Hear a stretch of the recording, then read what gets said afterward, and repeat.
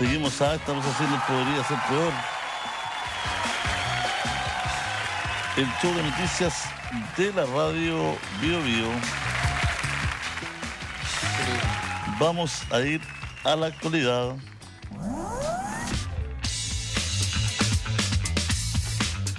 Vamos a hablar de educación.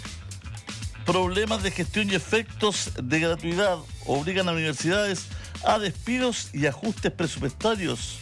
La severa crisis financiera que golpea a distintos planteles de educación superior ha obligado a desvinculaciones de personal como parte de ajustes presupuestarios. El caso más reciente es el de la Universidad de Antofagasta, la cual desvinculó 233 docentes. ¿Me está escuchando bien? 233 docentes. Esto provocó que el lunes alumnos del recinto empezaran una toma. En este caso se suma el de la Universidad de la Frontera, que vive un paro tras masivas desvinculaciones producto de una merma en sus ingresos de 38.000 millones. Vamos a conversar de este tema con Juan Eduardo Vargas, vicerrector académico de la Universidad Finisterra y ex subsecretario de Educación Superior. ¿Cómo estás, Juan Eduardo? Muy bien, ¿y tú, Julio César? Muchas gracias por esta invitación. No, gracias a ti por conversar con nosotros, Juan Eduardo.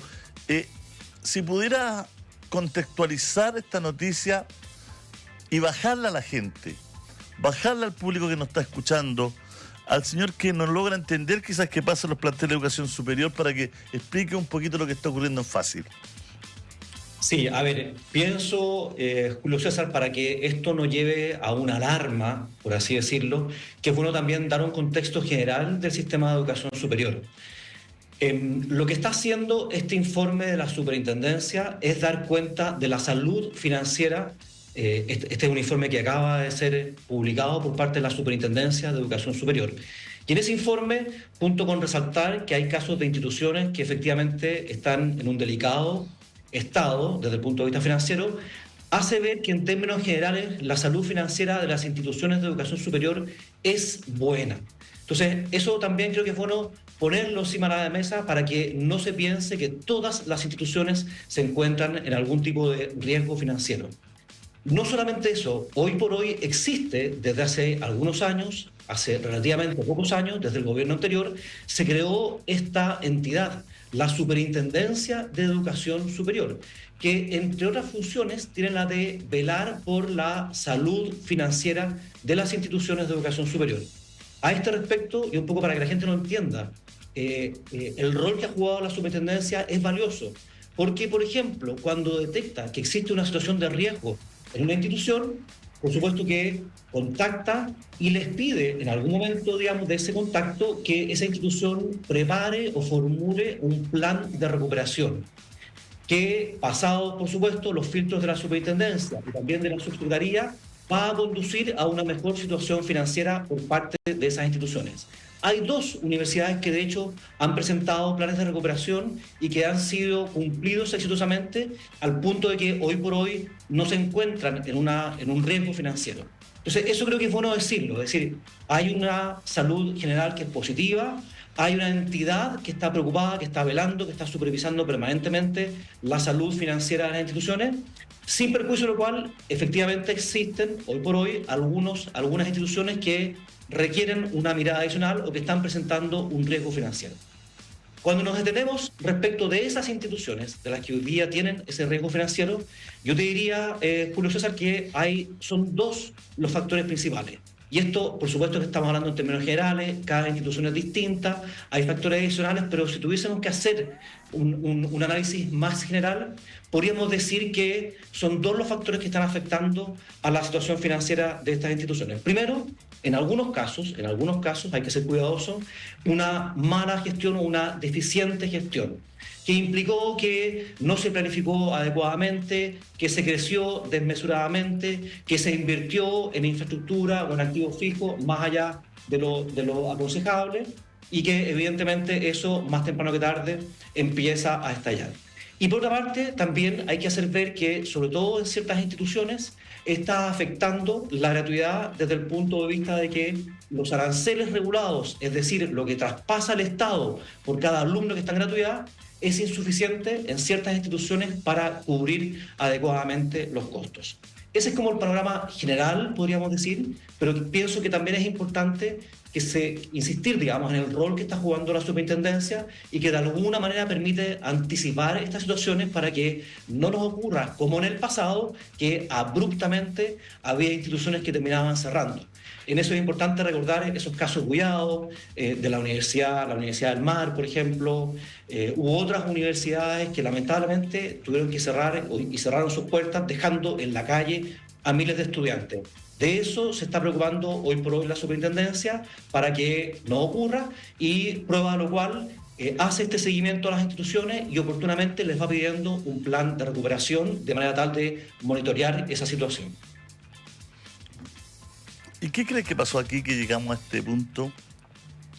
No se encendieron las alarmas, no se actuó a tiempo, viene un deterioro drástico muchos años y se ha mirado para el lado. Porque ¿cómo llega esta situación teniendo los fusibles que usted está explicando que hay, digamos?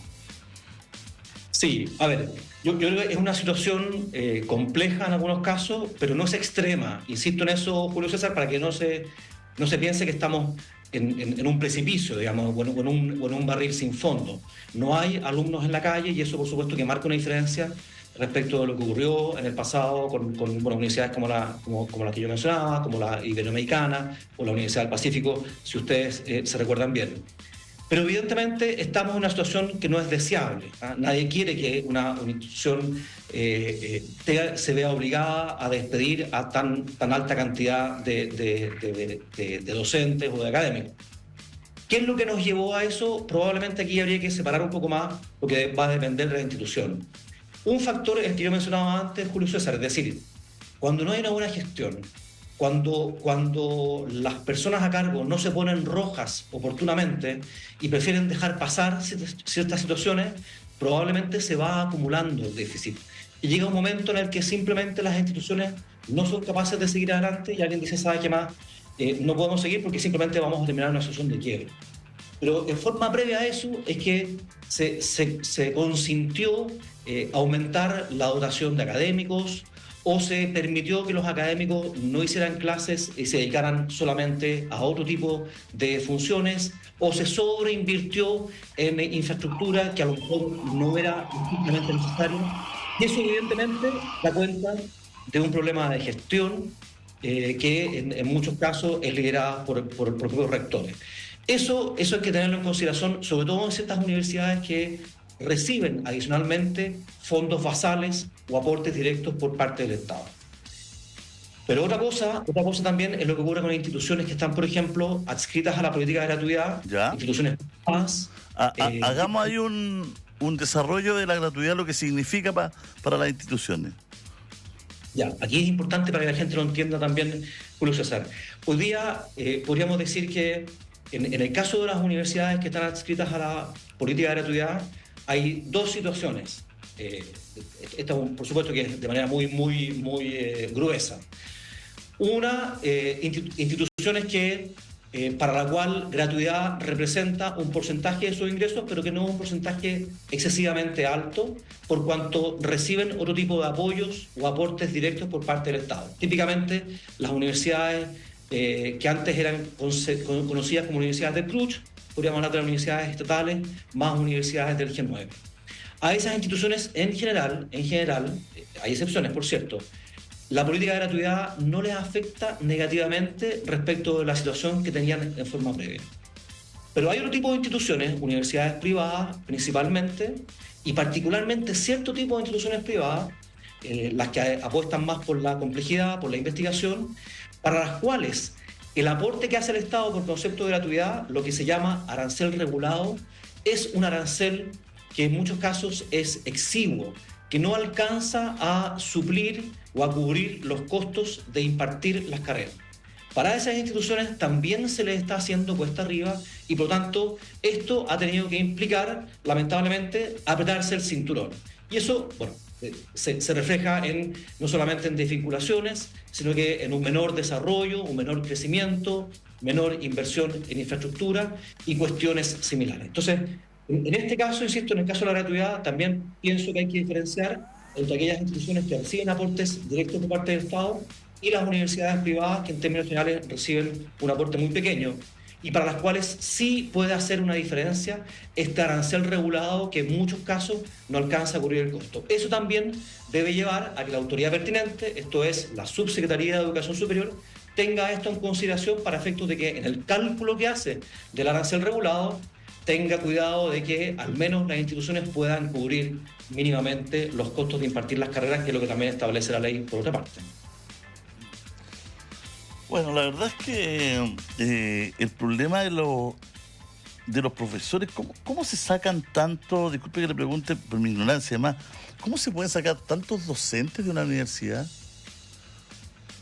¿Es porque son profesores que tienen pocas horas y se van sumando, digamos? Efectivamente. Porque sería imposible de una cantidad de profesores sacar si todos fueran de planta. Me imagino que aquí están metidos también los profesores que tienen un par de horas. Exactamente, lo que comúnmente se llama profesores hora o profesores honorarios. Claro, sin saber el detalle de estos 200 o casi 300 profesores académicos que tú mencionabas, uno anticipa que la gran mayoría de ellos deben ser profesores hora, que tienen un contrato normalmente anual, que se va renovando y que posiblemente lo que se ha hecho en este caso ha sido no renovar ese contrato porque esas horas de docencia que esos profesores hacían probablemente va a ser reemplazada por horas de docencia que profesores de planta van a tener que hacer u otros profesores contratados en esa modalidad de hora. Insisto, digamos, sin tener ese antecedente claro arriba de la mesa, evidentemente lo más probable es lo que tú mencionas, es decir, que gran parte de estos profesores sean profesores hora o profesores, digamos, de una jornada muy parcial en esas universidades. Claro, porque hablamos de 233 despidos en la Universidad de Antofagasta. Uno dice, bueno, ¿qué pasó acá, digamos? Se quedaron sin nadie. Mira, fíjate que aquí en este sentido creo que es interesante, bueno, yo lo conversaba con una persona vinculada a una universidad tradicional que me hacía ver que, claro, que ante una apretura económica habían tomado la determinación, la definición de exigirle a los profesores de planta una docencia mínima, es decir, un mínimo de horas frente a una sala de clase. Cuestión que no se había hecho antes y que había implicado, en el caso de esta universidad, que muchos profesores hora hacían docencia que, digamos, se esperaba originalmente que le hiciesen estos profesores de planta por cuanto ellos también son investigadores. Entonces, puede, en algunos casos, y por eso quiero ser cauto porque no conozco el caso exacto de la Universidad de Antofagasta, pero muchas veces esta disminución de profesores que puede ser hora, no va a implicar necesariamente un desmedro en la calidad académica, pero habría que verlo también, evidentemente, en cada caso. Profesor, aquí hay un tema que siempre a uno le ha llamado la atención, ¿no? Porque hay muchas universidades privadas que si están acreditadas, ¿no es cierto?, tienen un derecho a ciertos beneficios a sus estudiantes o los estudiantes que quieran ingresar a estas universidades, ¿no? Exactamente. Por eso es tan importante estar acreditado para las universidades, ¿no? Podrían tener gratuidad, etcétera, ¿no? Sí, pero no solamente por eso, Julio César. A ver. Es decir, hoy por hoy la Ley de Educación Superior, la Ley 21.091, establece la obligatoriedad de la acreditación. Hasta antes de la promulgación de la ley, el año 2018, esa acreditación era de carácter voluntaria. Si bien había un incentivo muy poderoso para que, estando acreditado, tus alumnos pudiesen optar a los beneficios que tú mencionas. Sin embargo, aun cuando una institución no quisiese optar a la gratuidad o a otro beneficio, igual hoy día existe la obligación legal de estar acreditado. Y eso también muestra o da cuenta de la evolución positiva que ha tenido el sistema de educación superior en términos de decir, ¿sabes qué? Queremos garantizar un mínimo de calidad educativa en nuestras instituciones, razón por la cual la acreditación institucional pasa a ser obligatoria. Ese es un elemento que marca un cambio importante a contar del 2018. Y lo otro, lo que tú mencionas, efectivamente, hoy día existen todos los incentivos para que las instituciones estén acreditadas y ojalá lo mejor posiblemente acreditadas, dado que a partir de cierto nivel tú puedes optar a ciertos beneficios. Por ejemplo, en el caso de la gratuidad, si tú no estás acreditado por a lo menos 4 años, tu institución no puede optar a la gratuidad, bueno, además de tener que cumplir, por supuesto, con otros requisitos. Entonces, eso también provee o entrega un incentivo adicional para que las instituciones hagan esfuerzos por ser de calidad y lo cual se demuestra en este proceso que es el de acreditación. Y por supuesto también los otros beneficios, las becas, los créditos, Claro. también están supeditados a que la institución esté acreditada. Y es de toda lógica, digamos, el Estado no puede poner plata arriba de la mesa, no puede becar a un estudiante, no puede entregar gratuidad si no tiene la certeza de que la institución tiene un mínimo de calidad, lo cual lo provee la acreditación institucional. ¿En qué momento estamos de la educación superior a tu juicio con esta información, Juan Eduardo? Es buena la pregunta, Julio César, porque por una parte, cuando uno ve lo que ha sido el desarrollo histórico de la educación superior en los últimos años, creo que es bueno no ser tan autoflagelante y darse cuenta que nuestro sistema de educación superior, en términos generales, es un buen sistema. Voy a tener esto muy brevemente, pero es bueno también que la gente lo entienda. Si nos comparamos con Latinoamérica, en general nuestras instituciones, nuestras universidades particularmente, están muy bien posicionadas en los rankings internacionales. Llama la atención que Chile, siendo un país muy pequeño o relativamente pequeño, tenga tan buena posición en los rankings internacionales en Latinoamérica. No solamente eso, en términos de la productividad científica, es decir, cuánta investigación realizan nuestras investigaciones, Chile se encuentra en una muy buena posición a nivel mundial, 33 a nivel mundial, segunda en Latinoamérica, solamente después de Brasil, que por supuesto que es un país gigante. No solamente eso, ya tenemos una cobertura de educación superior, es decir, la cantidad de gente que accede a la educación superior es extraordinariamente alta, superior incluso a la de los países más desarrollados del mundo.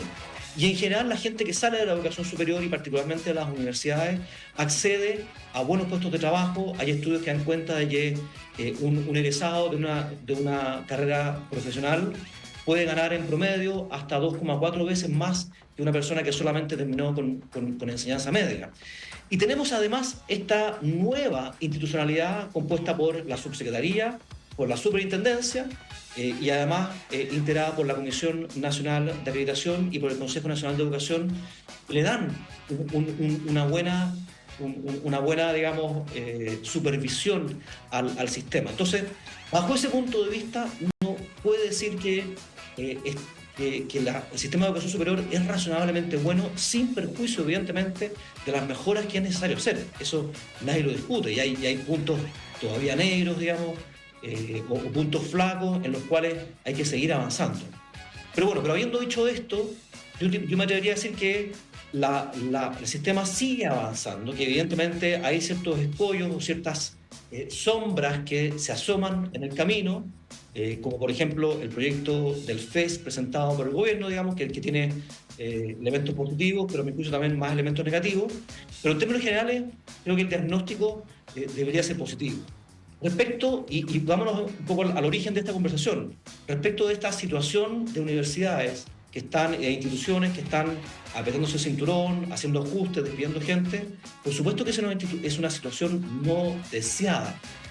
Pero probablemente, si nos remitiéramos hace 10 años atrás o 15 años atrás, lo que habríamos visto con alguna de esas instituciones es que ni siquiera eso lo íbamos a conocer, sino que probablemente nos íbamos a enterar de esa situación una vez que la institución se declarara en cesación de pagos, digamos, que lisa y llanamente quebrara.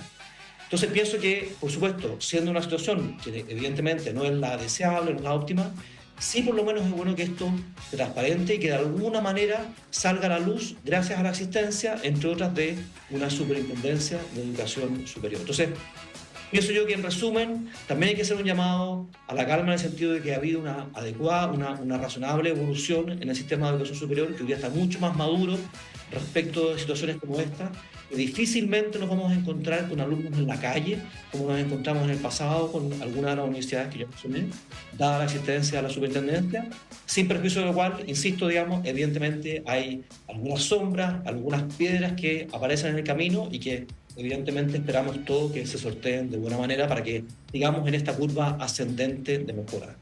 Muchas gracias, le enviamos un abrazo gigante. Gracias, Juan Eduardo, que esté bien.